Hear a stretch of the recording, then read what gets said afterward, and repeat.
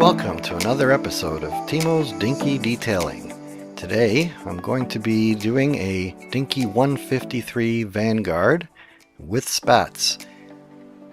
So this is a play-worn car in a light blue color. It's not if it was a maroon or a dark blue, it would be a rare color. This isn't. I plan to do a bit of a Resto-Mod on this one, so it's not going to be blue. I'll have a look at some other color a little bit later. First step is we got to take off the base, and I like to start with a center drill, and I can get into these rivets right down the middle because there's like already a hole in the middle, and this way I figure I'm already starting and I can guide the tap drill later on. Then I go in with the drill that's been sharpened a little bit more flat. It keeps slipping off of the rivets. Both back rivets, it's not on center.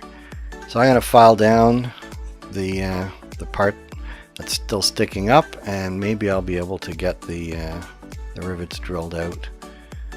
Okay, that's a little better. It's a tricky thing to figure out how to get these things so you're drilling on the center of the rivets. So a little leverage with a screwdriver and up it comes. So now you'll notice that there's no mushrooms on the ends of the rear axle because it doesn't need them. The spats hold the wheels in place.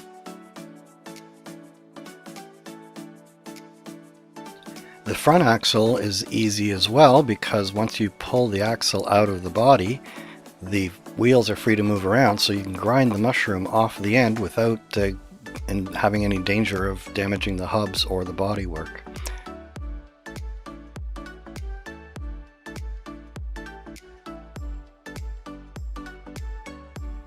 So now I'm going to drill into the casting so that I can tap a hole in each of the three places where there was a rivet and replace the rivet with a screw. And I'm going to be using a 440 screw. Nowadays it's hard to even get these things, everything is metric, but this is a 440 tap. It's a Osborne Blue Wizard. I've got these kinds of expensive tools, and I don't want to start getting metric tools if I can keep using the good quality Imperial tools that I have. So I'm tapping these out, and so that I can fit 440 button head screws that when they're in there, here's one, the button head looks like the head of a rivet. So in the end, you can still take it apart again, but it looks somewhat authentic. It looks actually more tidy than the original model. I put those in there so it protects the thread, but also I'll be painting those as I paint the body. So on this front axle, what I'm doing is squashing down the mushroom on the end so that I'm not losing as much material as you could do it if you're grinding it off or filing it off.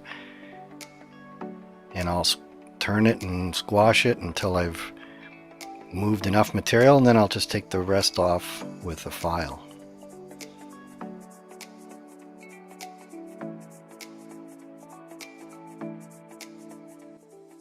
There, that was easy. Now these tires are obviously in rough condition. Would love to save them, but there's no hope. They break apart completely. They're cracked and they're very brittle. So they are done. I'm going to have to find a better solution for them. So now it's time to strip the paint off of it. I'm using this paint stripper. I can't recommend it. It's what I got off the internet. We're still on lockdown, so it's hard to get stuff, and so this is whatever I got on Amazon. And I spread this stuff. It's kind of a gel, and let's let it work for a while.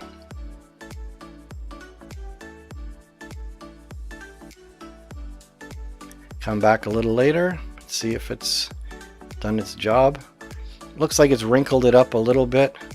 I take my toothbrush to it. That toothbrush, I took a torch and melted it so that I could bend it in a better shape. It winds up being easier to brush at, but it's taken off most of the paint from the body. The base doesn't look like it's done such a good job. Let's see how it goes with the hubs. Uh-oh. Looks like my vinyl gloves have been dissolved by the paint stripper, so there must be some kind of chemicals in there. So now I've got a nitrile glove. Nothing's going to happen to that one. But it looks like the paint is staying on the base. It's not coming off. I'm able to get the paint off of the hubs, and now I take all of it into the sink and rinse it off.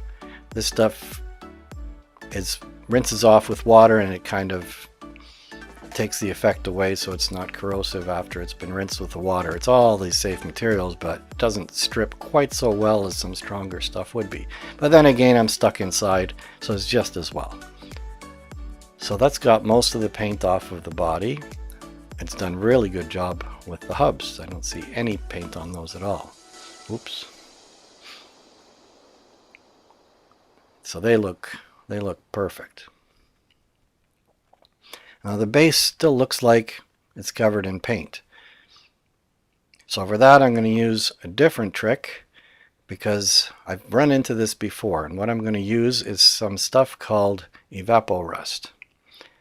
This is a rust remover that is super safe. So I'll pour it into a container, and what you do is you put your rusty item, in this case the base, and it's super safe, so it's not really harsh chemicals. I'll put the axles in as well, and you have to leave it in there for a long time for it to work. So we'll leave it overnight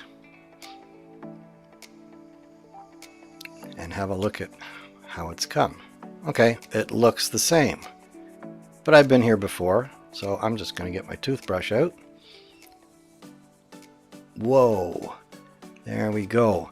What's happened, I believe, is that the paint has bonded with the rust so that the paint stripper can't take it off. But the Evapo-Rust dissolves the rust, and then there's nothing left for the paint to hold on to. So it takes it off completely.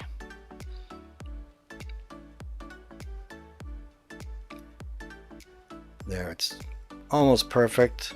Just brush off a little bit with the wire brush, but there is no rust left on that. Whatever's left there would come off anyway.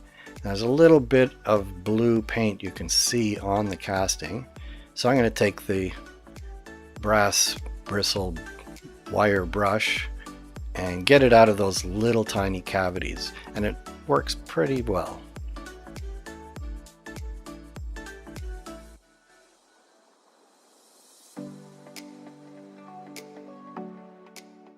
So now I also give a little bit of a brush to the hubs.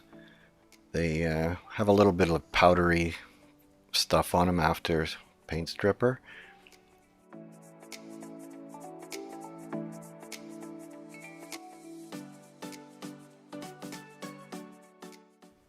Now on these hubs, all of them have the same little thing sticking up from the casting.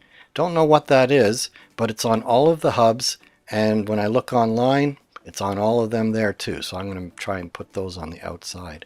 So the base is a little bit bent from when I pulled it off, so we'll just straighten it out. I've got a pair of pliers that are ground smooth, and they're parallel pliers, perfect for doing this. So for the painting the base, I've got a super magnet and a piece of paper in between to protect the metal from getting scratched, and that lets me hold on to something when I'm painting it. Here I'm using a semi-gloss black paint, and this is actually on the inside, and I will do the same thing on the outside afterwards.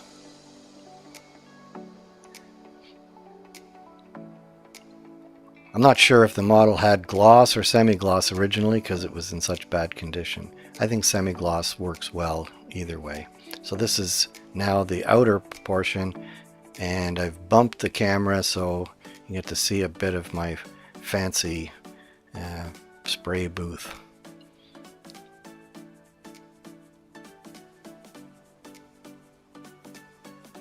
So I got it to a condition that's pretty good. So now we got to put some primer on the body. I'm using a white flat primer paint, but it's a hardware store can of paint, but it's a fairly large area and all the hobby stores are closed, so it's awkward to go and get some white primer. So I'm using this stuff that I was able to get from curbside pickup from Home Depot. Works pretty good. I'll still try and get some fancier primer that is designed for models, not for big things. Same thing with the hubs. I've got them on toothpicks and on a piece of cardboard. That lets me paint them and move them all around and paint all four at once. I'll have to flip those over on the toothpicks to paint the other side. So I painted this thing, and if you look closely, it's a very rough surface on the casting that you can see once it's been primed. In many places it's very rough, so I'm going to sand it using my usual stuff, which is micro mesh. I'm using the most coarse one in this case because I'm not trying to bring it up to a polish, but I'm trying to smooth it out. Now the bright side is that paint from the hardware store is thicker than the fine paint for the hobby paint, which is what I wanted, but in this case it's better because it fills in the cracks. I mean, it still shows the contour, but after sanding it's smoother. I've sanded right down to the metal, but it no longer has, it's now a smooth surface to paint. So I put another coat of the same stuff, and that should now be smooth. I think in most cases it's better if you sand in between painting. Now this one, I'm a bit of a rebel. I'm preparing to make a windshield for this model. These Dinky toy models are post-war models, 50 series. They didn't have windows, they didn't have seats, and I think it's a shame. So I'm going to try and make a windshield for this. It's all reversible. I'm going to make a windshield, so I'm getting prepared to cut the plastic, and I've got some plastic that's actually, there's a plastic box over soap pump dispensers that you can get, that my wife buys at Costco, and that plastic is really good. It's thick, but it's easy to cut, and it bends and folds, and it's just perfect for this case. All the windows are flat on this model because probably the original car had all flat windows, so if I cut it in the right places I can fold it up, and the plastic is going to conform as if they're the actual windows, and they'll fit onto in the model. The openings are all flat. The windshield is split windshield for that reason, because it's flat glass. You don't want to just have one big sheet of flat glass. It looks better to have two.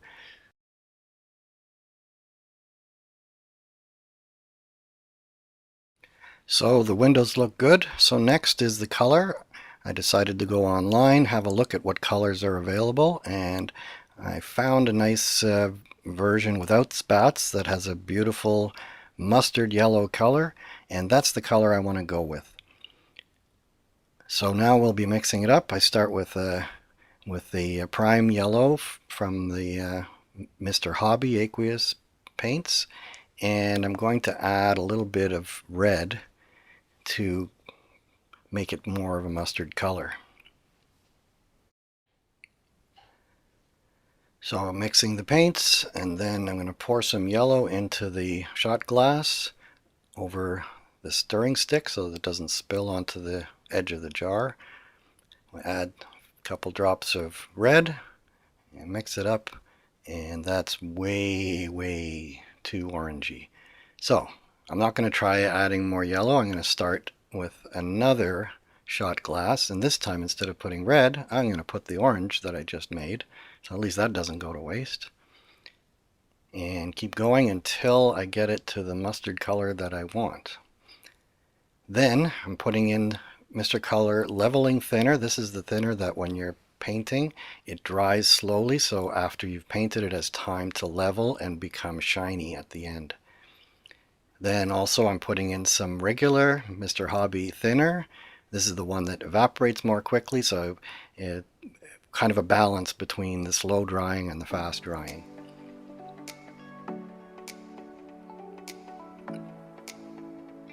Then I can go to the paint booth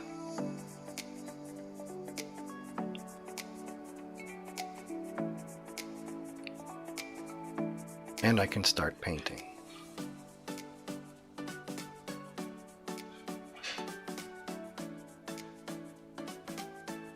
I start with the inside just to see if the paint is coming out properly from the airbrush, and then I move to the outside.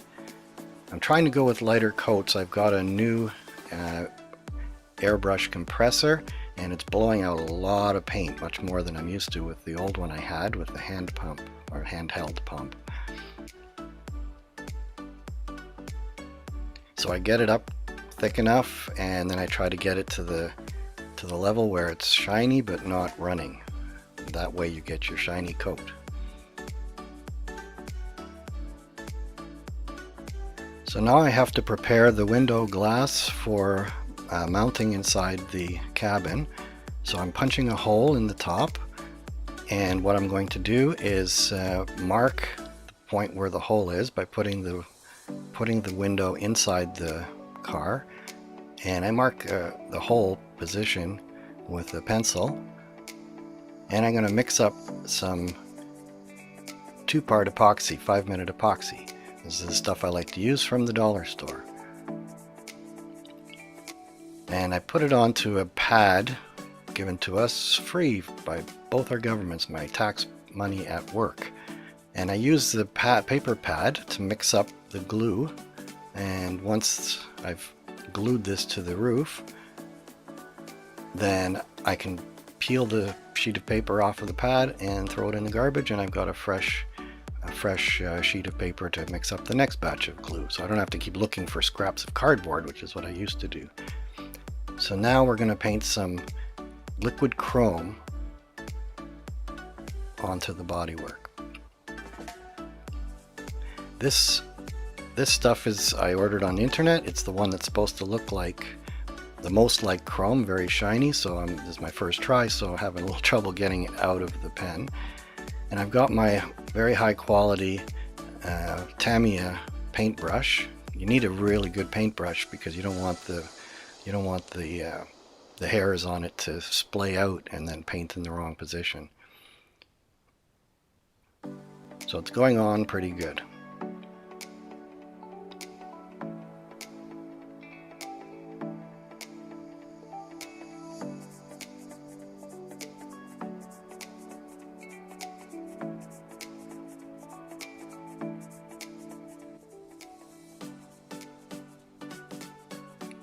It's challenging to get it onto the bumper where it needs to be and not get it too much on the bodywork.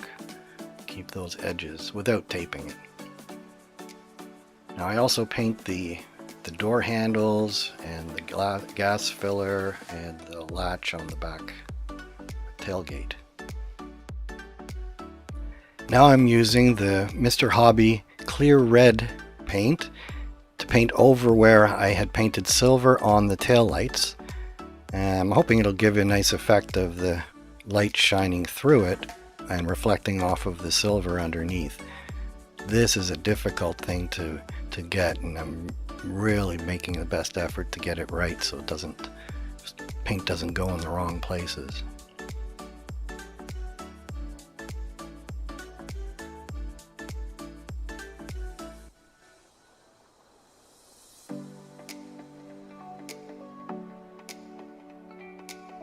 I don't have the steadiest of hands, so I've got to brace my hand, and then I figure out ahead of time how I'm going to move the brush up and down. And I think I did a pretty good job. So now we move on to license plates. I decided I'm going to put license plates on this toy, so I printed these out with on a laser printer, and I covered it with a little bit of Scotch tape. And now I'm cutting the license plate on the top, but I'm leaving the peel back part so I can peel it back and then stick it onto the car. And we'll show a little bit better the one for the back. The front one I didn't get a very good recording, but this one I got it pretty good. So I'm putting the tape on top so it's shiny and it protects the paper. And this time I'm doing it a little differently. I've left a little bit extra, and then I use my tweezers to tease apart the backing. And I fold that back, and now I snip off the extra part of the sticky part, and now it's going to be more convenient. There we go. And I can put it onto the back of the model.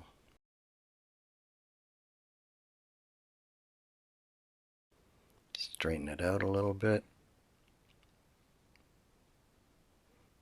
There we go. So it starts taking shape.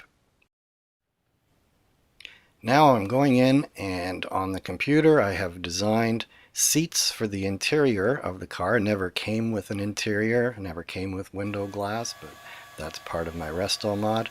Now I don't have a 3D printer, but I have a friend who does, and he offered to do it for me for free, so I sent him the drawings. He is locked down with his in-laws, who are, well, one is over 100, and he doesn't want to have company coming over, so I sent him the file. He printed this out, and I spoke to him on the driveway to pick it up from him. I'm seriously thinking about getting me a 3D printer because this is a lot of fun. So here is the product, and it's going to need a steering wheel. So what I found in the shop, this is an eyelet for hanging picture frames. So I just cut off the threaded part and file it down smooth with my trusty file.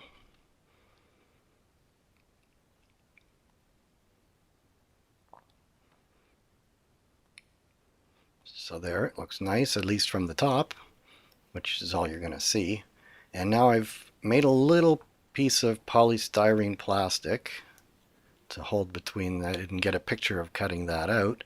And now I'm using a drill in a little pin vise, and I'm just twisting it with my fingers to get the right size of hole. And now I'm going to mount a toothpick in that hole. So I cut the tip off to get it to the right diameter, so it goes into that little tiny little hole. And the whole thing I'm going to glue together using the 5-minute 2-part epoxy, the stuff I get from the dollar store, which is great. The epoxy I had when I was a youth, it was so crappy. You would mix it all up, put it on, and the stuff would never harden. This stuff in 5 minutes, like clockwork, it's hard, it's perfect.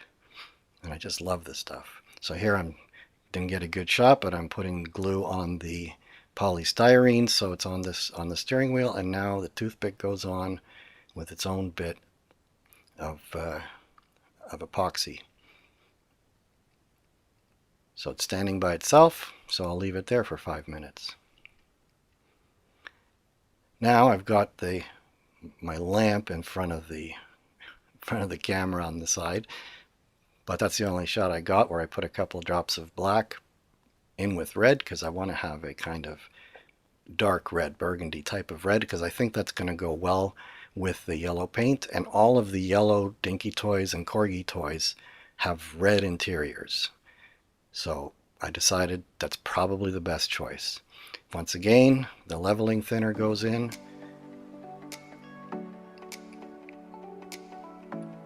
and we go to the airbrush.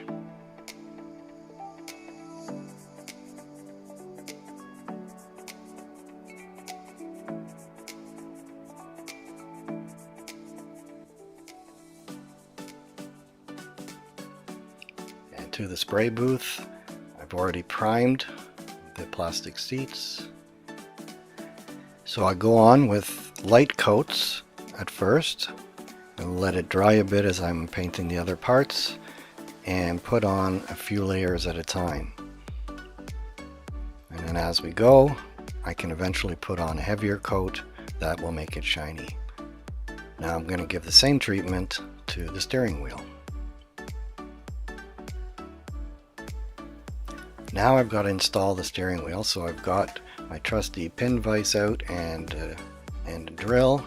I'm trying to drill this, but I'm scratching the paint.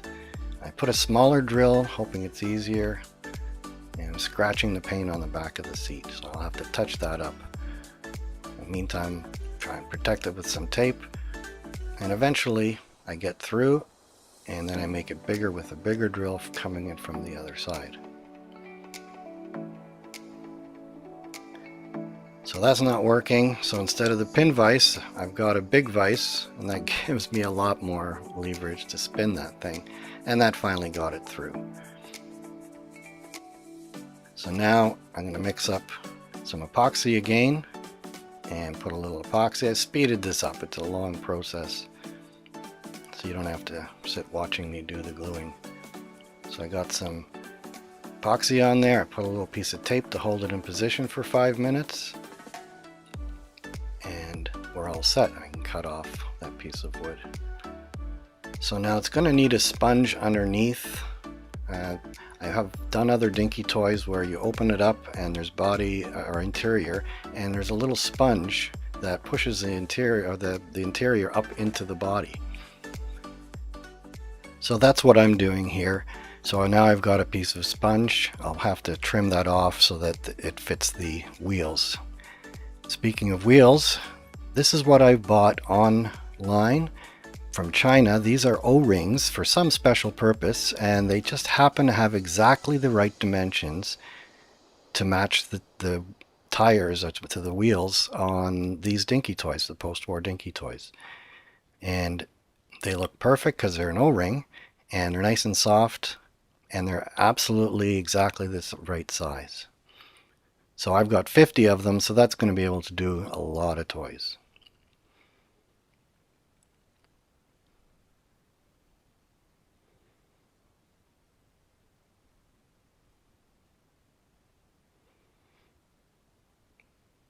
So there we go. I'm going to have to mushroom the end of that shaft now. There we got all the parts gathered up, and we start reassembly. Now, my favorite method of mushrooming these things is to use a small ball peen hammer. I've got pliers. I've ground little notches at the end so it grabs onto the round shaft without giving a good grip, without just being the flats and without having sharp teeth. And I've got a small ball peen hammer. I don't advise using a big one. This is a tiny little one. And I just tap it all the way around until I create a mushroom so that the wheel won't come off anymore. This is easy to do when you're not attached already to the bottom. So it's a great toy in that respect for restoration. Now I want the ends to be polished up so they look pretty. So I go to my big grinder, I put a little polishing compound, and I polish up the ends of the shaft. Both the one that I mushroomed and the original mushroom. So there you have it, nice and shiny. Now we go to the assembly. I've put a glove on because I don't want my fingerprints getting all over the model. So first I put in the windshield.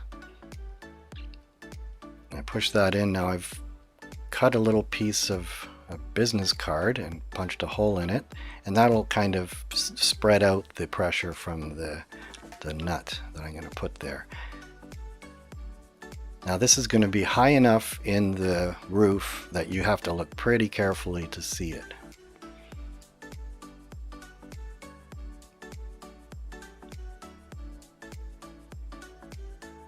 And just finger tight, because if I try and tighten it anymore, it's just going to pull that grub screw off of the ceiling.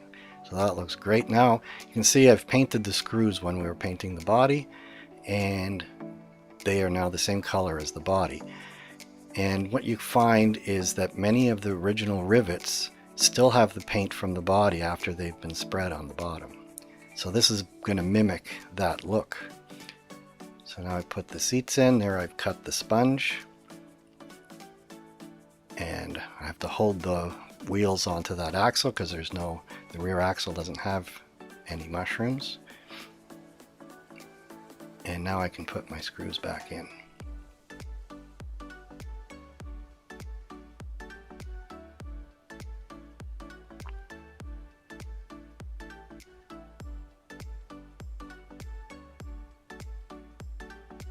That one always gives me trouble. I don't understand. In that corner, it always wants to fall over.